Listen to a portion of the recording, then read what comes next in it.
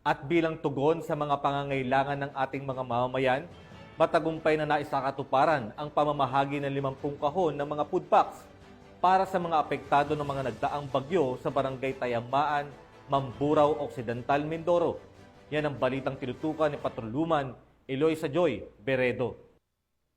Bilang tugon sa pangailangan ng mga mamamayan na naapektuhan ng sunod-sunod na bagyong Dante at Emong, matagumpay na isinagawa ang pamamahagi ng 50 boxes of food packs sa Sitio Dungon, Barangay Tayamaan, Mamburao Occidental, Mindoro.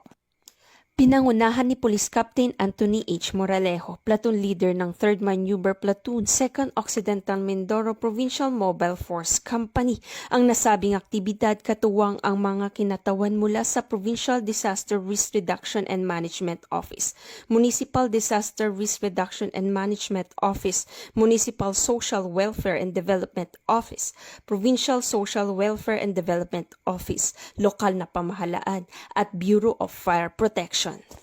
Layo ng aktibidad na maibsan ang paghihirap ng mga pamilyang nasalanta ng kalamidad at maipadama ang malasakit ng pamalaan sa mga nangangailangan. Ang hakbang na ito ay bahagi na patuloy na pagtutulungan ng iba't ibang ahensya ng pamahalaan upang masiguro ang mabilis na pagtugon sa mga sakunang kinahaharap ng mga komunidad. Nagpaabot ng pasasalamat ang mga residente sa natanggap na tulong at suporta mula sa iba't ibang sangay ng gobyerno. Patuloy namang tiniyak ng mga otoridad ang kanilang kahandaan sa pagbibigay ng kinakailangang ayuda sa oras ng pangangailangan.